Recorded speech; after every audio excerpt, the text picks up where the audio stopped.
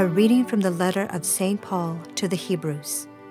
Brothers and sisters, every high priest is taken from among men and made the representative before God to offer gifts and sacrifice for sins.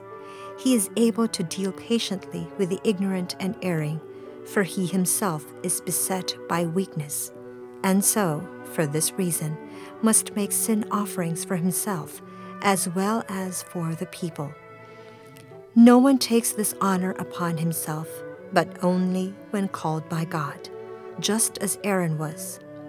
In the same way, it was not Christ who glorified himself in becoming high priest, but rather the one who said to him, "You are my son. This day I have begotten you," just as he says in another place, "You are a priest forever, according to the order of Melchizedek." The word of the Lord.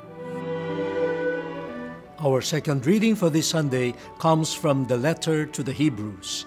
We have been reflecting on the compassion of God that we must receive in faith. Now, in the first reading, we saw how Jeremiah the prophet envisions the return of Ephraim to their home. And this is out of God's compassion. The God who calls himself Father and who will treat Ephraim as his firstborn. And so they will be guided, they will be restored, and they will be consoled. Now, in the second reading, we find a depiction of the high priests who offer sacrifices to God on behalf of the people. The ordinary high priest is a sinner, beset by weakness. And so, the high priest offers sacrifices to God, ritual sacrifices, not only for the sins of the people, but also for his own sins. But now, we have someone greater than just any high priest, our real high priest, Jesus Christ, who is our representative before God in an eternal way because he is risen from the dead. And so he stands before God for us eternally. He will continue to be our representative before God. Now, we can ask the question, how can Jesus be our representative before God? How can he represent us?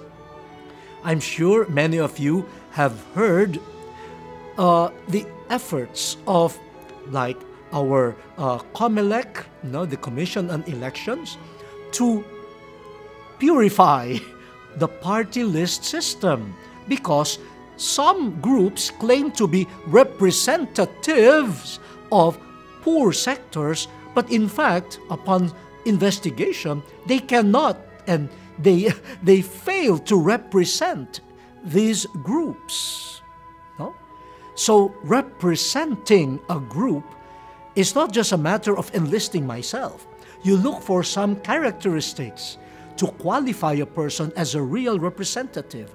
Now, Jesus Christ, how can he represent us? Isn't he the eternal Son of God?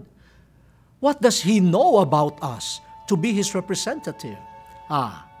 Here the second reading tells us that he can be our representative because, yes, as Son of God, he became one of us. He became incarnate.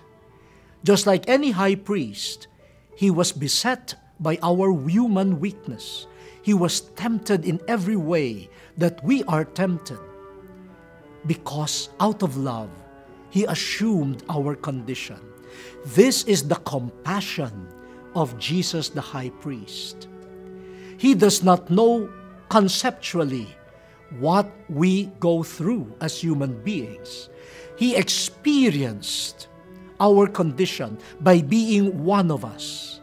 So Jesus' compassion, sharing our temptations and our weaknesses without falling into sin, made him a compassionate high priest, not a harsh judge.